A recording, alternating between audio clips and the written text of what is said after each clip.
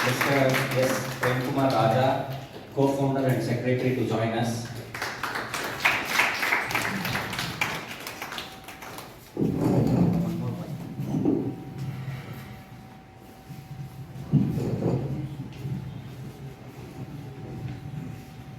So I am taking the liberty to moderate this session.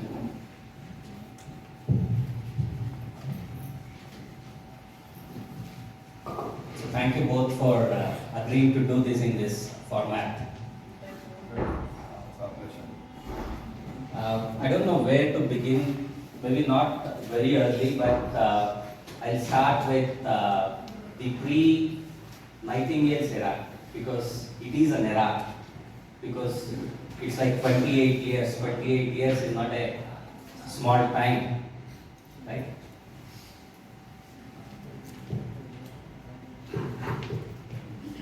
Yes, I'll start with you, madam. So what were you doing back then in maybe 90s? So we started in 1998, right? But what were you doing in those days? You can use your mind. What I was doing in 1996. Yeah. I think most of you must have heard about it again, and anyway, let me go back to 1996, where we started the home health services.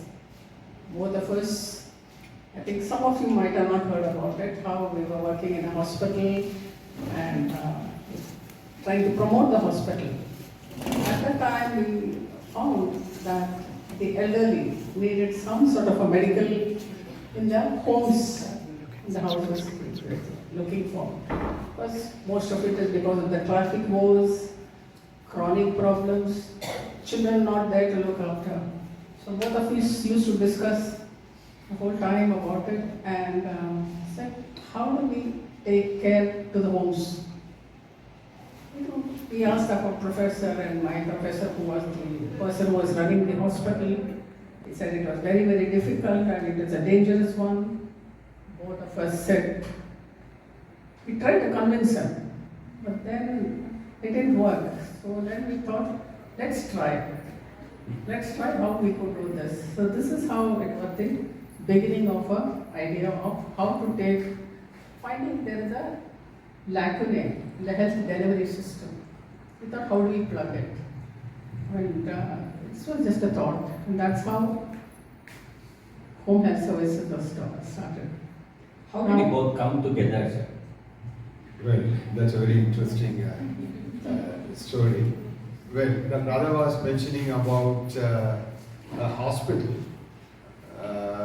I think it was in 1995.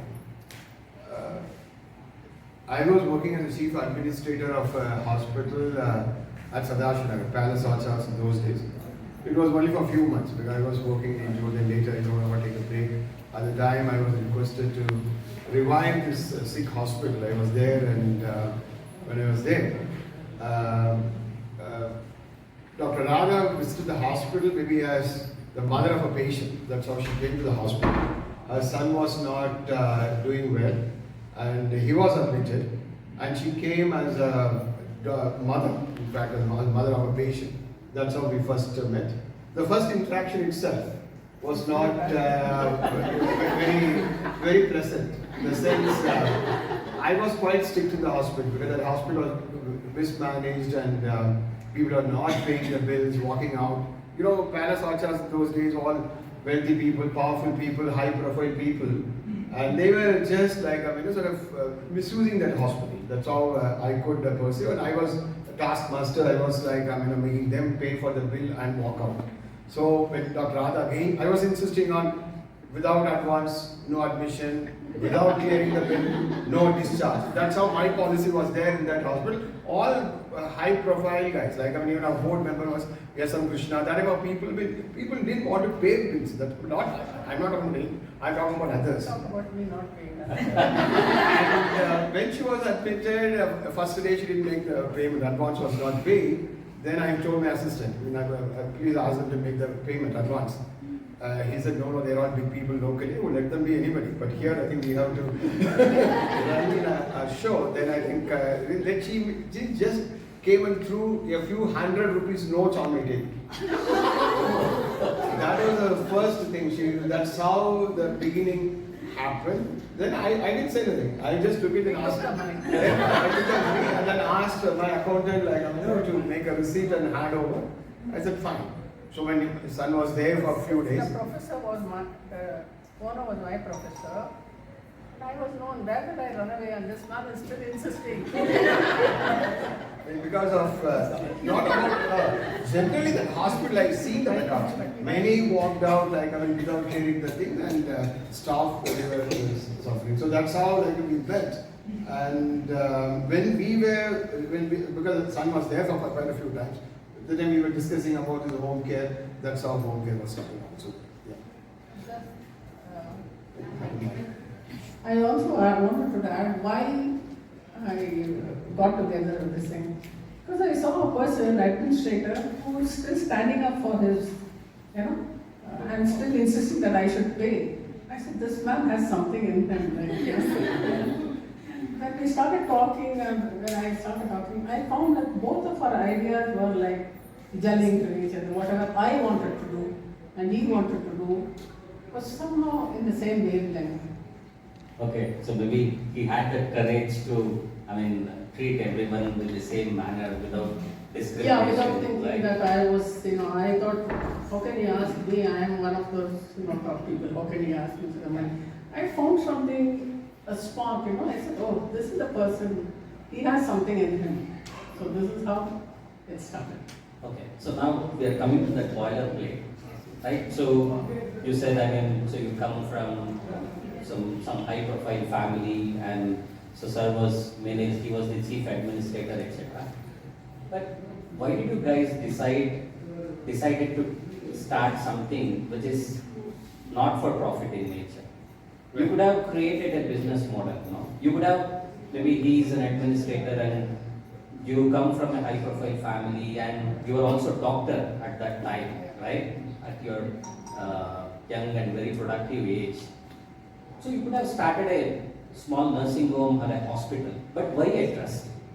See, initially it was enterprise. It was not a trust when we started in 96 Jan. So exactly now almost 30 years back. It was a service-oriented medical services. Medical service. Of course, it was not a trust, but we wanted to serve the elderly because, as Dr. Radha mentioned, before starting home care, we could feel that gap in healthcare system. Elders could not come to a hospital to avail the services, and they were asking us to visit their homes. So when we visited the homes, we could identify the gap. There was no one to bring them to a hospital. They were alone. So that made us start. Initially, we thought, it should be part of the hospital. We want to promote the hospital through this outreach program. But it was not well appreciated by the board, and we decided that we should do it. It was very much service oriented, but it was an enterprise of us. Nightingale's Home and Services was an enterprise, and it was a profit-making business also. So this enterprise, social enterprise, so was it only serving the elders or of any target groups? Elders only. Mostly elders, because that is the one which needed most. But they couldn't, chronic problems, I told you, children are not there, traffic, could not wait in the hospitals. So, more than young people, you can take them, no? So, what made your heart to go for elders or care for elders? You could have targeted many target populations, no? You guys were also so young then, right? But what made you think about making a decision to serve elders? Well, people who were asking us to render service at home, they were mostly senior citizens. See, because at the time only Dr. Radha was, maybe there at our hospital, we were contemplating or planning to start some new initiative. I personally went round to the houses also, few houses, to see why they were asking our medical team to visit. Visiting the houses, I could see only senior citizens. They were living alone. They didn't have anyone to bring them to hospitals. Then we thought, it's very much a needed service that should be promoted. So at that time we start, elders were neglected and they were not able to avail the medical services. So that made us plan this Nightingale's Home and Services. Later, while rendering medical help for quite some time, then we could see a lot of other problems of the senior citizens. The loneliness, neglect, exploitation, etc. That's how Nightingale's Medical Trust was formed in 1998. So you said it was profitable. So what was the annual turnover like then? Oh, this is something, well, we gave it up in 2014. It was really, so we had 4,500 families registered. Wow. So as pioneers of home care in the country, the number, 4,500 families registered. I think Jamie, who is sitting here, she has been with us, I think from the beginning, almost, in home care, managing a front office. In a day, over 200 services we used to render at different places. That was not something easy. So business, I don't remember the figures, but it was good. The turnover, but it was very, very good. Within 6 months we could break it. That's how the business began. But it was not a business like that. Okay. It was more like a service. Even when you charge, I think we didn't even charge properly. I think they were, especially when I used to go to the older, people who could not afford, I used to never tell them that this, I have made an extra service for them, because I knew that. So it was not a, what you call it, a real business or an enterprise. Right? See, like for instance, I got checking blood pressure. I remember we used to charge 25 rupees, and doctor visit 200 rupees. Now I understand, doctor visit more than 6,000 rupees nowadays. But I think initially it started with 200. And Later, then it was like 500 something. So we were very, very conscious about the charges and quite service oriented. The home health nursing is novice till, even today it's novice. For today, it's like the novice concept. But I'm just thinking, how did you have that thought like 25 years ago of home health services, right? It's like today it is being realized, etc. But how did you operate? How did you get that thought? And how did you initially operate it? See, Let's start and say the operation. The start was one of the patient called up, one elderly person called up from the hospital, because I was also working in the same hospital, because my professor was there. When we went there, I saw that it was just hypoglycemia. So we used, then when you just gave a dextrose, the person revived. But the neighbors started grumbling. They said their sons are all abroad, and every time we have to take him to the hospital. The simple thing like giving IV at home, the person could be easily looked after. Why should they come out of the hospital? So that was also one of the ideas when we started discussing. Why can't we do it at home? Operation. yeah, correct. See, but as a person, I have been always wanted to do something which others not tried. Anybody says it's not possible, that is my nature. I always try to make it happen. Because when I started my career in 1987 in a remote part of Haryana, I was given the most challenging project by Government of India. When of course I was working in an NGO. NGO got a huge project, setting up 10 family planning clinics in different places on one condition, to start a program to help or maybe to promote family planning practices in those villages. It's a very, very backward village, predominantly Muslim. During emergency time, they were forced for sterilization, family planning. Not only in family planning, they lost faith in all healthcare system. The condition by Government of India to the NGO, asked us to take up this project, then the other 10 more family planning clinics in the cities would be awarded. And those days I didn't know one word in Hindi. I was, from Tamil Nadu, small place, going to Delhi, not only Delhi, but going to remote, Haryana someplace.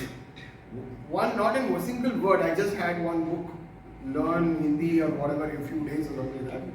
And my managing director purposely gave me a helper who knew only Hindi. She didn't have one word also in English. And both of us had to go to these remote villages, very, very backward villages, and to start a program where the literacy rate of women almost zero. Status of women zero. They are promoting family planning practices. Maybe it will be immunization or it will be antenatal care, postnatal care, neonatal care, and all those things, and no doctor would go there and work. But somehow, thinking innovatively, I made that happen. Making illiterate people learn how to disperse medicines using color codes and picture codes. I'm talking in '87, we came out so well, and we trained the local village health workers to disperse medicine because doctors could not go. And within 3 years, we could achieve a lot of good things. In the sense, the immunization rate has gone up, the mortality rate has come up, and neonatal rate. That was quite nice, and people could also disperse medicine. That was something I really felt everything is possible. That gave me the confidence. When everybody was saying that there is something not possible, but we could make illiterate women disperse medicines in that type of places with good training.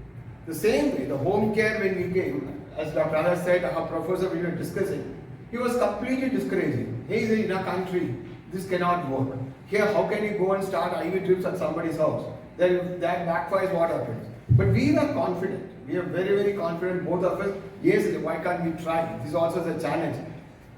That was something, a lot of satisfaction. When you do what others are doing, that won't be so much challenging.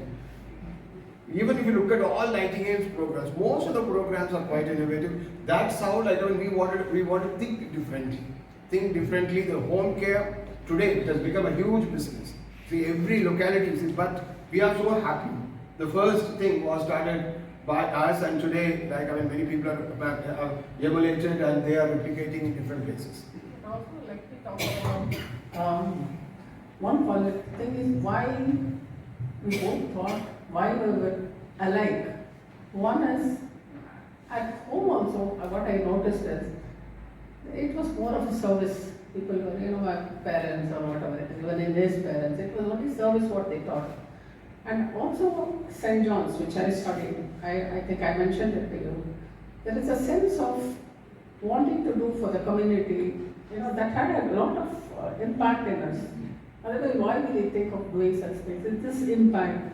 It is not financial or nothing. We never looked at, because we didn't know from where the money was coming. It's not that big resources that we were going to get. But this, I think, had a lot of things to do with is, I have to accept the missionary has some sort of a, thing of a lot of service, and that had impressed me. So that most of our time is how do we do more for them? And let me tell you, I don't believe that it is service. I think it's our responsibility to the community. It's not service, it's our responsibility. So this is whatever we thought about as a foundation to start anything. I should also add one more point about Dr. Radha's commitment there. I know many of you may not know that Dr. Radha lost her husband in 1997, and we were running home care at the time. Generally, in the Hindu culture, so when someone passes away, the family members don't come out of the houses for a few days. I don't know about others, but in our family, they were having that practice. You won't believe we were running the project with a very few staff members. Very, very few. I used to take an ambulance and drive, or I used to take even auto rickshaw, everything. Right? I mean, even carrying dead bodies and all those things. Nothing like, we tried everything. The day he passed away, the same day night, maybe around 11 o'clock or midnight, I got a call from some family saying that when someone was dying, they wanted doctor to make a visit. I was telling the family, Dr. Radha lost her husband, and it would be very, very difficult for her to come, because she was the face of the Nightingale home care as a doctor. She was leading and doing. I was doing my best convincing, but the family was so adamant, and I was telling, I could bring some other doctor. Of course, we didn't have other doctor at the time, but anyway, I was telling them I could bring somebody else. But still, they were persisting that they wanted only Dr. Radha to come. I didn't know what to do. Those days we didn't have mobile phones, etc. Only pager. So that's how we started. Then Dr. Radha called back, and I don't know what made her. I said, fine. My husband, fine, he passed away. It's very, very sad. And someone is dying. Please come and pick me up, we'll go and see. So this is the commitment. See, with the service, like sort of all the family members left everyone. She came out the vehicle and to see the person, to the patient. That is the example she said that money was not a focus. We were not brought up like maybe focusing on money as a thing. We wanted to do something good for the people, something right. So this is the values. So those things like the service. So those things like sort of help us grow the organization to this extent. Thank you for the whatever you said. Okay. How did And the that's- family receive that? That's right. So when you made that bold decision to step out and see the patient on the same night, I told you, for us, I think we were very, very passionate about certain things. Like, wanting to help was, I think it was like a fervor I think we wanted to do our best. Go to the hospital in the middle of the night. I thought, we didn't have a car. Again and again, I keep on telling you all blessed because everything is set for you. There are no money, no resources, no board to tell us what to do. Both of us wanting to prove ourselves. Not only prove, but wanted to prove. So I think one of them is this deep down, wanting to help people. That's It was inborn, I think, which we really, both of us shared the same sort of thing for a very long time. And still it continues. And I'm so happy that, all of you all are there to take our voice, thing forward. so I also learned that your father was had a deep influence on you, especially in shaping up your altruistic mind, etc. Can you just say a bit more about it? Well, as a family, he was a headmaster of a school. Mother was a teacher. Even at home, they treated us as, in a sense, students, in a sense get up this time or go do this, do this. And I personally was quite mischievous from the child. I never listened to him, and I had my own life.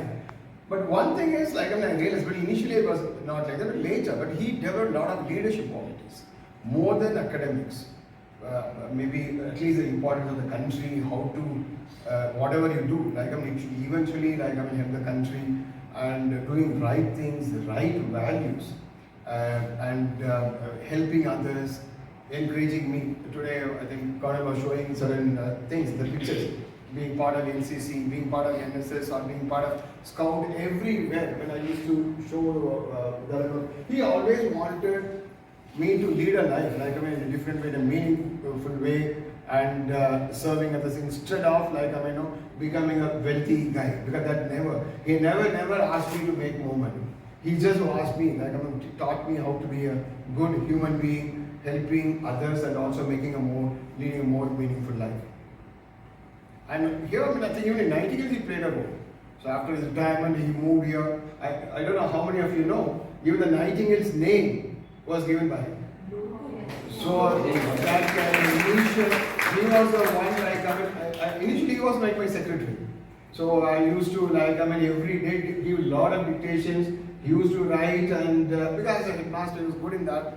And even the logo, as Robin Jevi is showing from there, the logo of our home care, logo of the initial NMT, lot of brochures, CPR, the whole booklet. Because that's how because unless family is involved, unless family believes in what you're doing, it's not possible. It's not possible for us to achieve these things. So the encouragement, the support and guidance is amazing. That I should be thankful to God for the family. He's still there? No, he passed away more than 5.5 years back. But he played a great role in the growth of Nightingales. So we all know that we had a very humble beginning, right? We started in a garage in your house, right? And today, so we have grown so big. So in the sense, so we have our 300 beds, right? So we have our, and in the next year, so we are going to have 2x of it. So maybe 500 beds, etc. So what do you think I mean, however big that we have grown, so what keeps us very grounded? Or what are those values that as NMT that we should be carrying forward, however big we grow? Today we are, we'll be 500, maybe in the next 5 years we aspire to be 1,000 bedded facility or whatever, right? So what are those values that you think we should always keep with us and that should continue growing within the family? You could say, what are the principles that you... Yes. Just now I told you again that, again and again I underline, it is all our responsibility. All the responsibility of everyone to the community, to the thing, to see this thing. Again, I don't look at numbers. When you say, I'll be 1,000 or I can say, I don't calculate that way. What is the impact we can make? Even if I have 2 projects, what is the impact that I can make? How much can we do so that, empathy is another one which I would like to. Anything done by empathy, I think that withstands, because there should be a goal. I know we need strategies, we need all of this, but if there is no empathy or you don't want to do something, and the next is perseverance. Perseverance, that's what I said, how much, if we have to talk about our journey, both of us, the perseverance, there are so many times there was so many things like what we have now, the luxury of what we have now. We didn't have, but the perseverance that we want to do something, we want to do some impact. I think if that continues, and I've seen quite a lot of people of you quite charged, and I'm sure if you carry the same empathy and the same sort of a thing, perseverance, I'm sure our culture will still be there. And that's what we both look at as, not that we have to make big noise, but big impact.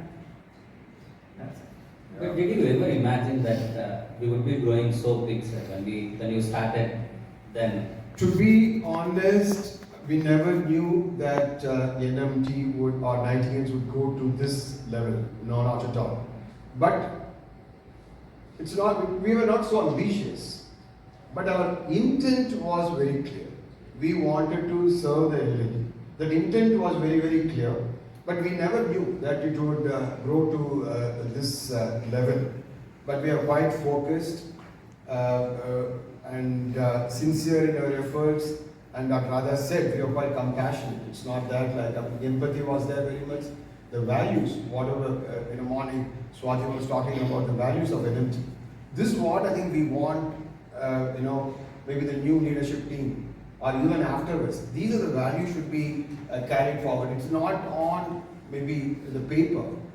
Everybody, all of you should know what do we mean by compassionate and innovative aged care solutions.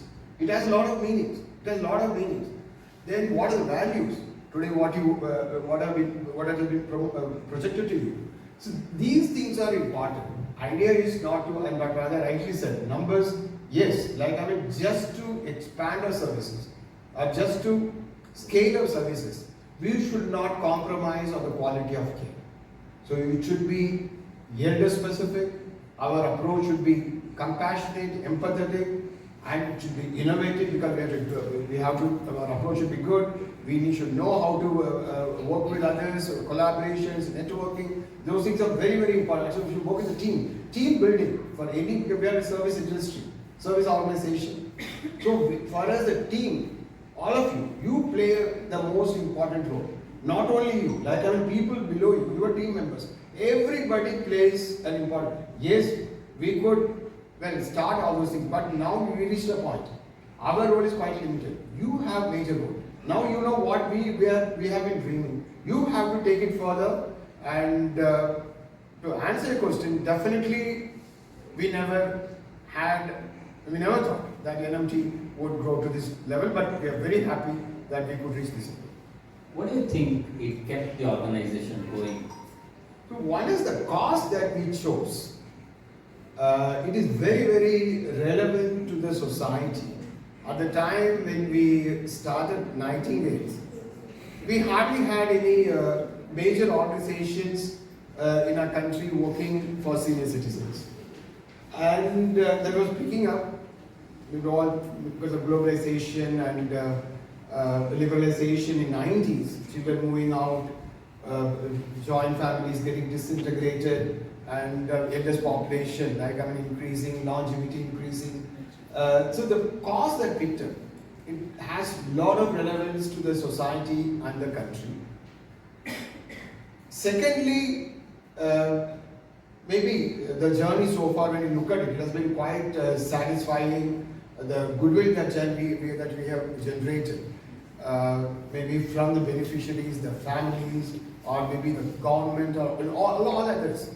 It is definitely commendable, and we are so happy. Anything else you want to add? Yeah. One of the reasons is when we were working there, we have visited many old age homes. I think, we had different ideas. Should we start an old age home? Should we look at the old age? So I think going there and seeing the condition of the people, about the elderly. So the focus was wanting to do for the elderly is because probably that was one of also the reasons why we thought about the elderly population, which is so maybe that also played a role in that. I think more than anything, the purity of the intention, right? And One thing I wanted to add, 24 hours we could do it. All of you all have a family and everything. 24 hours, because I had no family, no commitment. He was always committed, whether he had a family or no family. So the 24 hours of our thinking as to what to do, I think it was very exciting rather than saying it was very troublesome. I think it gave me a lot of fulfillment in life, something to look forward to. I think I really enjoyed the whole thing. And I am sure you can see the thing when we talk. We want the same sort of emotions to come from you. How do you think about this? yes, I think commitment, there are no two opinions about it. So I also recall that so during one of our interactions, so when we set up this NCA, so his sir said that he moved his family close to Trustee Nagar, right? No questions asked, right? Yeah. How was it? So how did the family support? Against the daughter, poor thing, the daughter didn't One day I just made a surprise visit to NCA, I think 2010. Midnight I just came to see, and then I could see a lot of chaos, confusion. Then we didn't have this big gates and all what we have right now. Those closures and all, they were not there. I was quite concerned. First of all, staff were not trained to take care of elders with dementia, and a few elders were just sort of walking inside the campus in different places, whatever, sitting there. And our compound was also not to this level, it was slightly shorter. That really disturbed me. Disturbed in the sense I could see a lot of gaps in our care system at the time. I'm not blaming the staff because probably I should take the responsibility. The whole night, I remember I was just lying down on the reception table. We had one L-shaped table in the ground floor. Whole night, I was lying down there and watching what was exactly going on and studying the thing. Then I realized, this is the because at the time we didn't have a dementia care facility like this in the country at all. Nowhere you can have training. Then I said, if you want this make happen, definitely we have to closely be here and monitor. Next day I went home, and then I told my wife, but then we were staying in Atinagar, so we can't be here. We have to move. My daughter was studying in presidency in Atinagar. Oh God, she was only daughter, and so she was just crying. Oh, I have all my friends over here, you are saying that, It was very next day. Yeah, next day I said, we are shifting. Then I didn't want to waste one day also, because then making the project a success, that was the aspiration that somehow we have, because elders are coming, and it's not about making the success, but we are responsible. We are responsible for the residents and the care. And in family trusts, we can't take this thing lightly.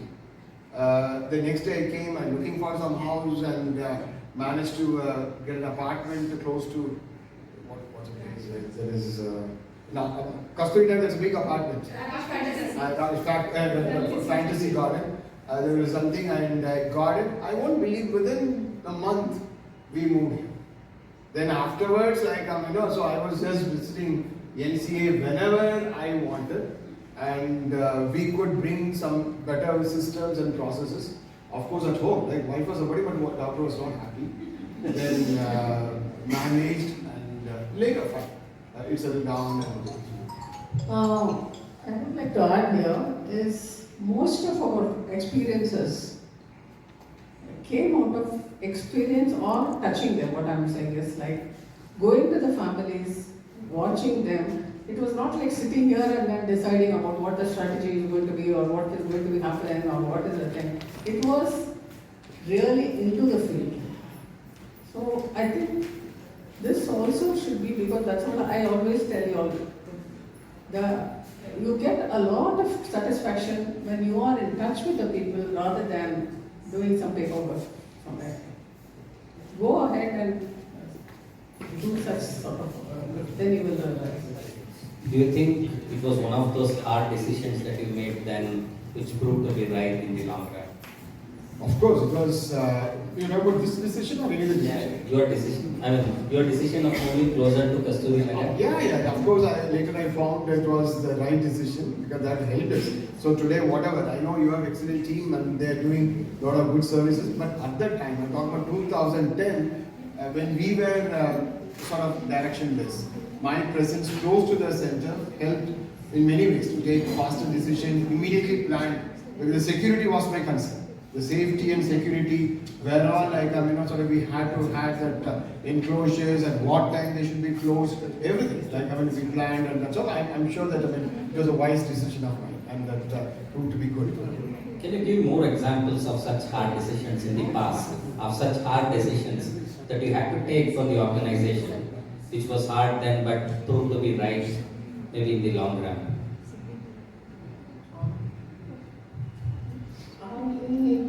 There are some things, some of them are not fixed or organized what we did, what we thought about. And as you say, whether we took the right decision or the wrong decision, it just went on and on. Pick up something and then you want to do something more. So I don't know whether you I can add one more hard decision both of us took, that joint decision. We were running home care. I was telling you 4,500 families, 200 services every day. Nightingale's Medical Trust also started doing well. NCA was established, a lot of responsibilities. We had good number of staff and more responsibilities. See, in those days, Nightingale was not like this. As I said, we didn't have HR department, we didn't have finance department, we didn't have any communication department, or we didn't have all those things. Only operations people were there, and whatever we say, it was an order. This order means they used to take. Appointment order is nothing. When you say something, you used to stick to the word. You will start. I don't know this. Swati, you got an appointment order in those days. I got it after 8 years. I got it after 8 years. 8 years. So that's how the responsibility is. Now we are And I had to talking draft it myself. Exactly. So that's how we were working. And one particular time we realized that Radha and myself in both the organizations, the responsibilities were increasing significantly lot. Just imagine home care, it's a lot of responsibilities. We were legally at the time responsible for anything. Home care, when you render service, something goes wrong, legally we would be responsible. We have to take a decision whether to give up NMT or give up home care. It was a very, very hard decision. Just imagine running a business or maybe enterprise where we were making a lot of financially they were helping us a lot. Or we could have, some of our friends were advising us to focus on home care because they knew that in coming years that's going to be a huge business in the country.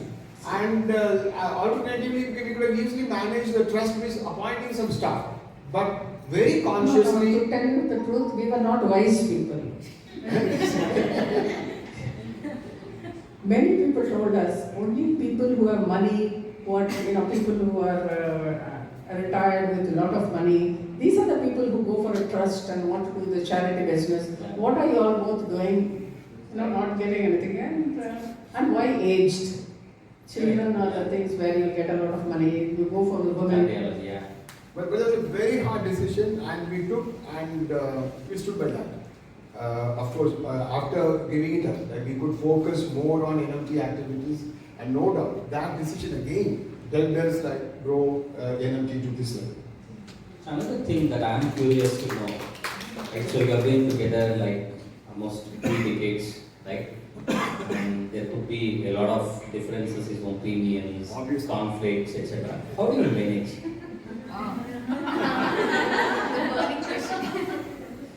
You want to start first? Conflicts happen, but then one person has to go down. Is that you? To not to blow it up or something like that. So I think maybe I was the balancing one. Oh, is it? See, no doubt, like when any partnership, in a country, when we started our enterprise, it was a partnership firm. I used to read a lot. One thing was the life of any partnership those days was only average of 5 years. Correct. Only 5 years. Partnerships never lasted beyond 5 years. That was once money comes, then people break, they start their own businesses. Today, maybe it's more than, even I have a partnership deal with me now. And I think, it's more You than have a partnership deed between you? Yeah, we have a thing we made a home care. No, that's how we documented everything. Everything is documented. Even I think my husband was a witness. I remember still. Yeah, so what I'm talking about, see, the cost, whenever the differences were there were a lot of differences because it's not possible. See, when you work, differences will come, but when you focus on the cost, we used to iron out those. Mutual trust. Yeah, trust was amazing. Working together and. It's been there for 30 years. It's not something which is just followed or something like that. Correct. A mutual trust. And we are doing. I think they can hear me, with the way I. But the mutual trust what we had with each other and differences do happen everywhere. There is no doubt about it. But there is a way of how to do it. And I said, I don't mind doing the balancing part of it. Thank you. Also, what's noteworthy I take the credit. in the last 3 decades, they had money, they had fame, and they had all the resources, and they had that youth with them, but they never started any other business or any other organization.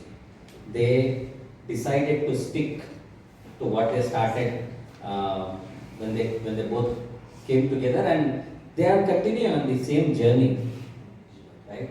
So I think a huge round of applause for sticking together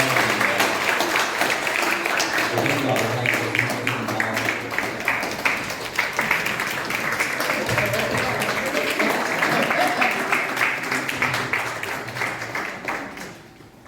Okay, so fast forward now, right? So now we have finished those 25 years, etc., right? So, do you think that what you once visioned, you were able to achieve? Of course, no doubt about it, and not only could achieve, we could exceed. So what we planned, the way NMT has been growing, and it's very, very satisfying, and we are quite happy the way things are happening or happen, and I'm very sure the coming days definitely, you guys would take NMT to the next level. In your mind, madam, what is that next level? When you say, Before going to the next level, there were a few challenges which I felt. First thing is, since we are the founders, to let go is the biggest challenge. right, New people to come in, and we have been used to telling you what to do.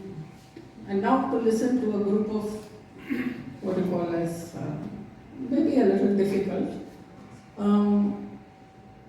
Did you say what do you envisage? Yeah, I mean, so 25 years you said that you were able to achieve more than what you actually thought of. But what is that foresight that you have? Definitely. What is that next level for NMT? I think what we have done is exceedingly well, and as I said, more and more, like in the what you call it, more and more affordable and accessible things which projects which should be coming up. She thought it was cliched. What I was saying. That's our phrase word, no, accessible. That's all I said. Accessible, affordable. When I said that, it's a cliched one, but.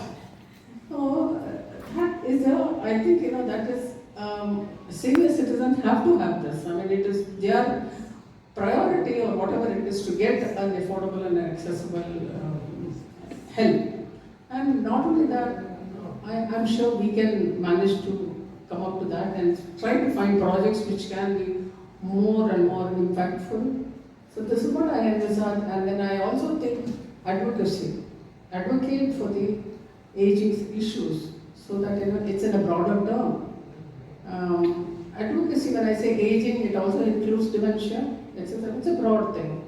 So this is what is my level into this. One is training, one is advocacy, and one is an affordable and an accessible thing, and sustainable. And one more thing, at least one is sustainable and scalable models which we do. This is my vision of the next step. If I may ask you to I can elaborate this. elaborate and put some tangible outcomes. One is when we started NMT, aged care was not so in the sense like the problems related to elderly were not so serious as they are today now. Today, when you look at the numbers, so we have 14 crore elders, the number is increasing quite fast, and the problems are quite complex. It could be health related, it could be emotional, financial, social, a lot of problems elders face. Sadly, in our country, still government has not taken aged care as one of the priorities, though we do have policies, but policies are not implemented the way they should have been implemented. Very few organizations like NMT are working in the country now, offering this range of services.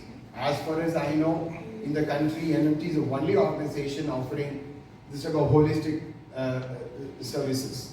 It's still more, and we can't be content. Looking at the problem, when you project the numbers, when we talk about in the future, we are going to have more number of elderly, more number of elderly with dementia, or more number of elderly facing physical abuse or other abuse.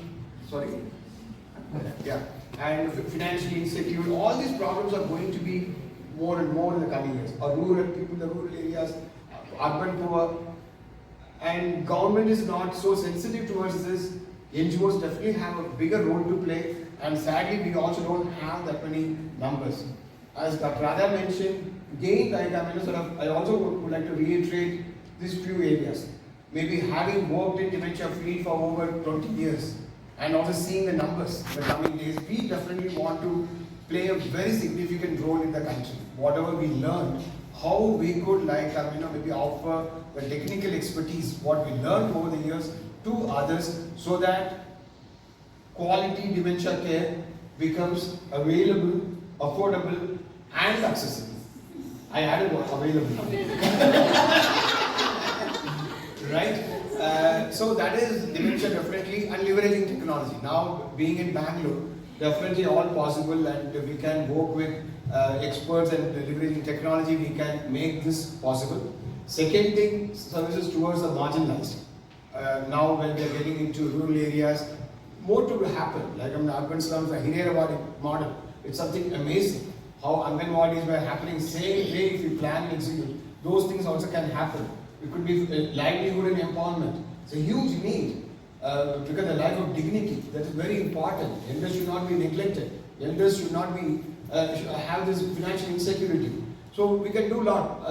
Loneliness, neglect, all these areas. We have really achieved a lot. But now to scale the services, because if you take our Sunday Suraksha, looking at outside, it's an amazing project. Last week when we interacted with Prasad, when we asked him a question whether it is scalable, and his answer was no. He said, like, I'm in a center like this in a country, if we want to scale, so we have to definitely, change certain processes. So it's a time, how are we going to, whatever process, how are we going to make change? Tomorrow, anyone to start such centers, we become sort of models. This is what Nightingales is interested. We are not interested in starting many numbers. We want others come and learn from our experiences and do it. But it should be evidence-based. See, will it be active aging program or Hiriya awarding? How are we going to make these programs evidence-based? That impact should be studied. Then we can do more. And coming days, the networking collaboration, because we are living in the time of collaboration and networking. Like a lot of good people are there. How are we going to identify such people? How are we going to get into some sort of win-win situation? It should be mutually beneficial. Then only this type of relationship can go. So they are very important. And also we want NMT to be a thought leader with our experience. We want government should consider our advice or suggestion when they make policy decisions. This can happen only when our programs become evidence-based and when we make the programs scalable. How do you think the staff can contribute beyond their job roles to take NMT to the next level or for NMT's future? Yes, ma'am.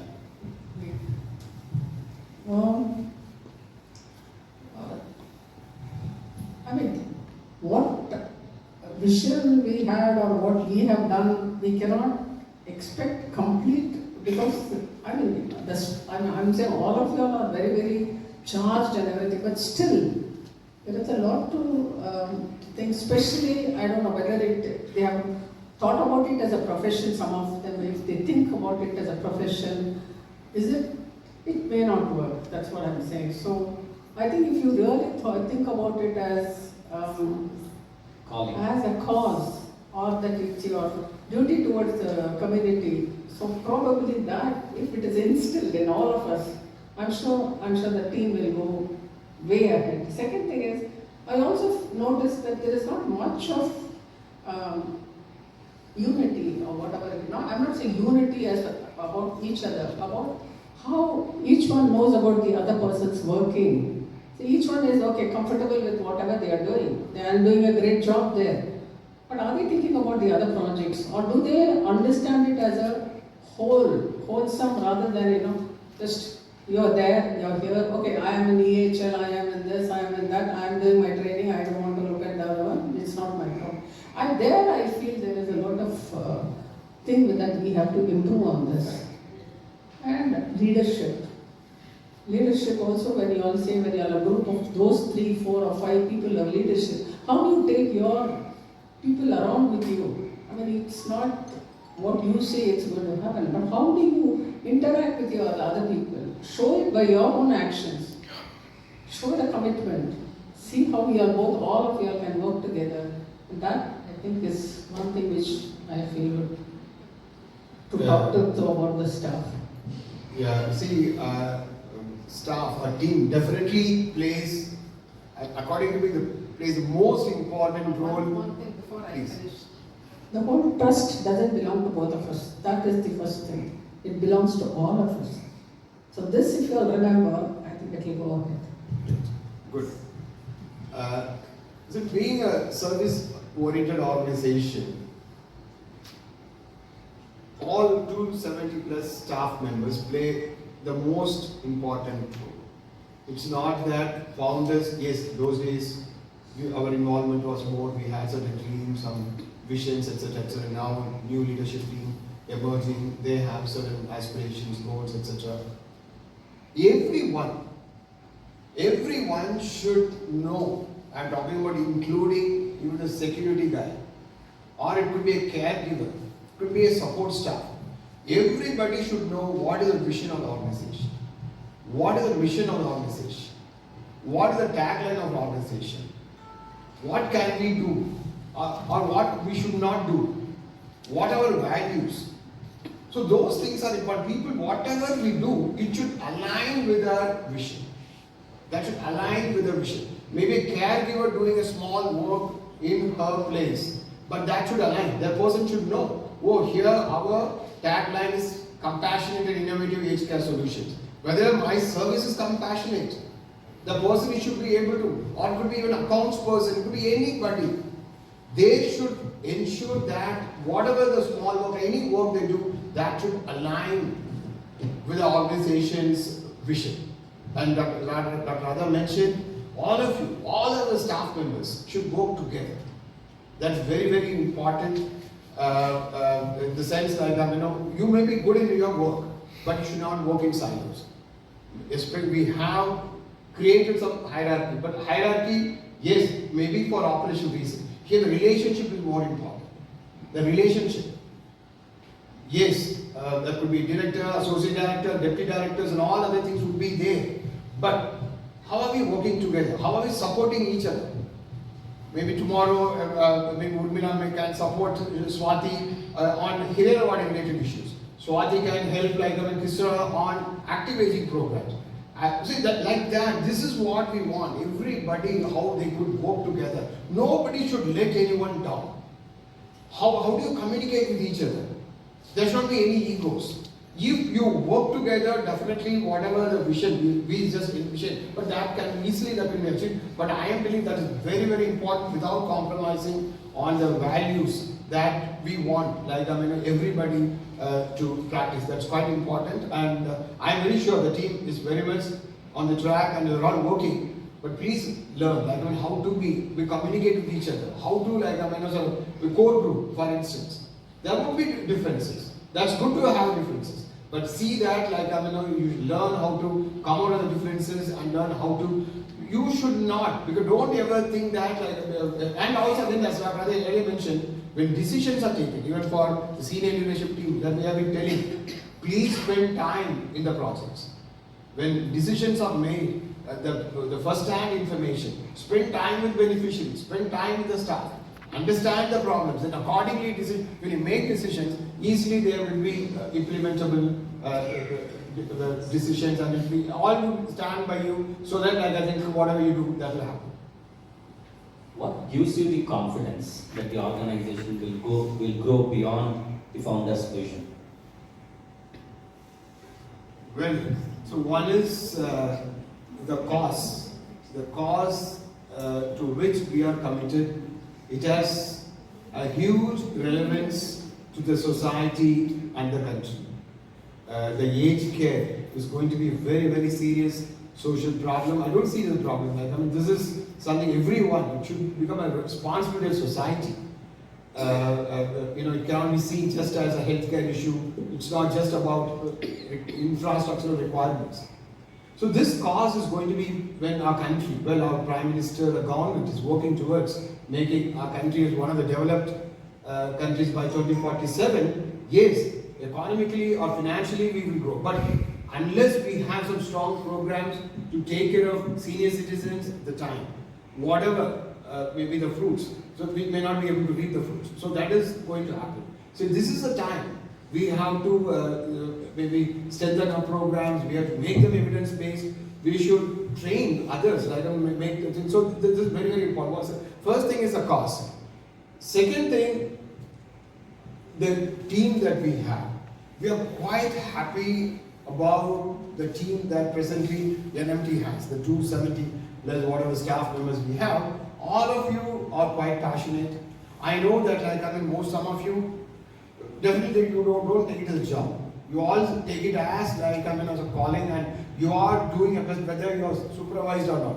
You are doing it. So you are so passionate. You are doing a great job. So that gives us a confidence. Third thing, the board members we have. So along with Dr. Radha and myself, we have 6 more board members. They're also equally committed in the sense they may not meet you frequently, but they also know exactly what is happening. Even if we don't lose hope and they have the hope.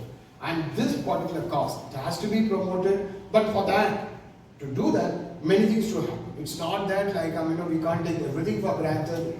We have to bring in systems, we have to bring in processes, we have to learn how to work together, we have to be proactive, we have to strengthen the organization, not only operations, even financially, everything. There are many things.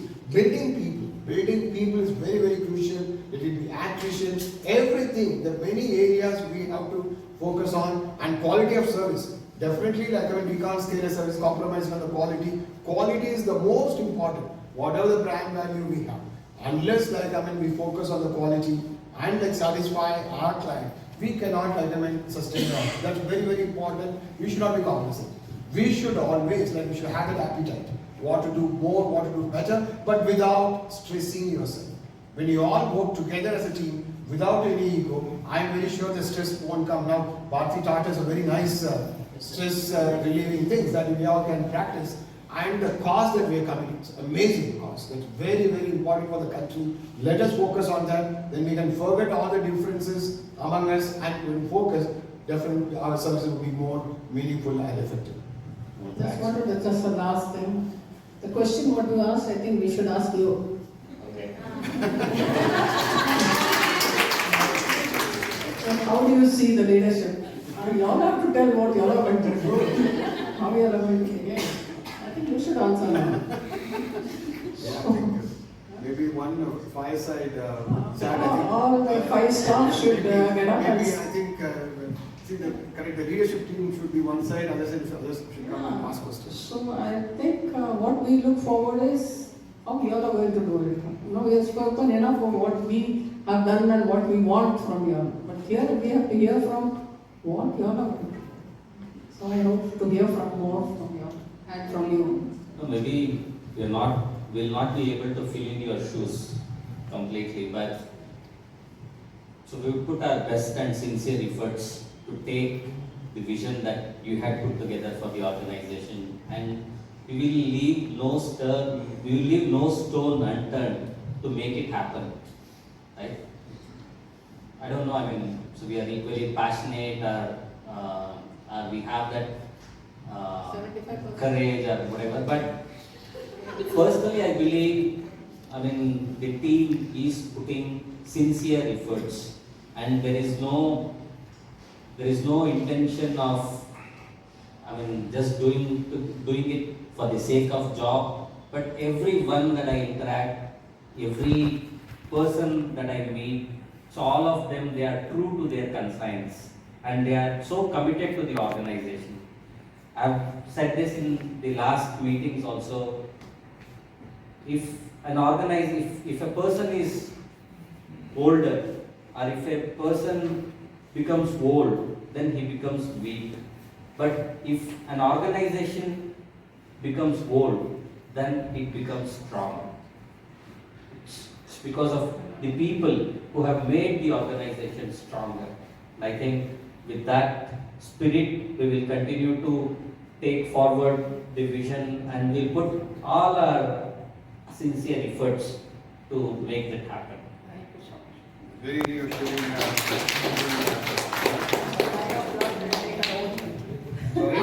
Sorry, you take a vote, huh? Okay, so just as we are coming close to the chat, so one last question probably. So there is a perception that the founders would want to take a step back from the day-to-day operations and assign it to the senior leadership team, right? So if so, what is the plan of succession and continuity? Say after that. No, it will be fine. I told you it's not very easy to let go, but at the same time, it's time that we took a back step.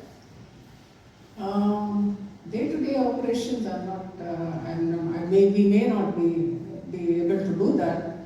It will take time, but I'm sure all of you will take up to this. At the same time, we'll be there because I think how long, I do not know. But we will be there definitely to guide as much as possible, because it's not easy to just say, okay, you'll take it up, because all of you are new, because you have just come in. Pradeep, I'm sure, is doing a great job, but still. So maybe we'll be just as what you call as mentors of sitting there and guiding you all. Definitely. Good. Yes, I know that some of our staff members have these apprehensions. They also came and discussed with me. As Dr. Radha mentioned, we have made this decision. I think I shared maybe earlier last year retreat. I was telling that in our country, we have a good number of NGOs. But sadly, 80% of the NGOs stop functioning once the founders are not there. So once the founders leave, the activities come down and somehow they get closed. So this is what we have seen. I'm just giving you the real statistics. We don't want that to happen at Nightingale's Medical Trust. Nightingale Medical Trust, as I said, we never knew that it would grow like this. But the cost, the responsibility that we have taken is huge. A lot of relevance to the country and the society. It has to go. It has to become more and more elders depending upon us. If you look at our figures every day, 700 plus elders avail our services at different places. That's means their families. And the number is going to increase. So when an organization is doing so well at any cost, the services should not come to an end. Rather, we should plan in such a way that services reach more and more number of needy elders in the coming days. For that, definitely, we have to be more practical and work on a succession plan. It's not easy. It's a very, very hard decision. Both Dr. Radha and myself, we are emotionally attached to the organization. Emotionally, because the organization, the time, the name was given, everything, working day and night, bringing up to this level. It's not easy. We only know the struggle that we have taken to bring NMT to this level. Definitely, we want the services to run the same quality and reach more and more number of people in the coming days. For that, succession plan is important. So very carefully, it was discussed in one of the board meetings and we made this decision. And it's not something easy to implement. We know that it's very, very difficult. Very, very difficult. For that, with us, we have my nephew, James Peter, who is sitting in the back, probably will be talking post-lunch. So he is advising us on this. He is advising on this. He has come from Chennai and for more than a year, constantly has been in touch. But we also don't have much experience, but James has some experience in this. So we have taken his professional help. So very carefully, how to make the services first system-centric or processes-centric. Earlier it was founder-centric. We came out with SOPs, we came out with MIS, many things are happening. It's not easy. Some of you may not be comfortable, happy, but this is something very, very important. And also, we have appointed or we have taken good number of senior members, senior management team members. Now maybe we have Director Pradeep, we have Associate Director Swati, we have 2 Deputy Directors, we have 3 Deputy Directors, Gaurav is there, Satish is there, we have Pranati now joined the team recently. So whatever possible, I know it's not easy, but we are working towards it. But when you look at these 8 members, there are 8 members part of executive committee, or you call it as senior leadership team. Except Swati, except one person, all other 7 members joined our team during the past 2 years. Past 2 years, out of the 8 executive committee members, 7 have joined the past 2 years. It's a challenge. One way it's good, one way it's not good. So we should give some time to them also learn our culture, how we work, how we do that. So we should not, always find fault, or we should not blame others. We should know how to correct each other, how to work together. So that's very important. So we are working towards it. The committee, the leadership team is there. And again, it's not that we have handed over everything to the senior leadership team and going to disappear. No. As Dr. Radha mentioned, we will be there. But definitely we will not be, because when we are there taking all important decisions, then this committee cannot grow. We have to give them a freedom. They may make mistakes, doesn't matter. If they make mistakes also, we should know how to maybe correct the process, and that's fine, because we also made mistakes when we brought up the organization. But they should work together. When they work together, because that's how we are looking at it. When the processes are there, the systems are there, I'm very sure that I think this would work. So we are at it, and we want everyone to extend support to the committee. Sometimes we may say, oh, this is not the right way, this is not the way we work. Yes, it may be right, I'm not. Yes, that would have hurt some people, it would have disappointed someone. But when you want to bring in that type of services, these things are unavoidable. These things are unavoidable. We have to accept, in the interest of the organization, we have to forget these things and see how we could work together. Maybe, that's what I was telling Pradeep also. All the important decisions when you make from the executive committee, at least 4 of he, Swati, Urmila, Kisra, Pranidhi, 5 of you sit together and make decisions. Whatever decision, that will be implemented. So she may share some experience, that experience. Otherwise, things may not work. So I don't want anyone to get panicking. We are here, Dr. Radha and myself, we will be there. The channel will be open. Though we don't encourage staff to come to us directly. We would be happy, maybe we will respect the structure, whatever we created, and try to resolve your grievances. At the same time, this is open. We are visiting the office on Monday, Wednesday, Friday. Anyone can reach out to us. Anyone can reach out to us, and we are very much going on the right track, and with the efforts, with the whole retreat, the way it was planned and executed. Pradeep took a complete charge of it, of course with the support of other team members. So this is something, there's no other way, we can't avoid it. So this has to happen if you want NMT to continue. So we have initiated, please extend your support, but be confident. We have taken all possible important decisions to ensure that this works out well and none of you get discouraged maybe after some time. Maybe this is a transition stage. The transition stage, definitely some sort of disappointments would be coming. But please support each other. Please be together. And when you're together and do it, and also when you make decisions, please spend time at the grassroots level and make decisions.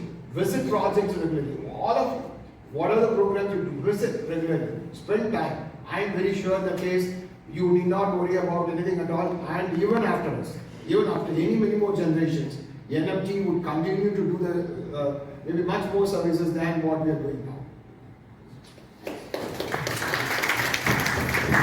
As we are coming to the close, so I would open the floor for discussion. Maybe not too many questions. 2, 3.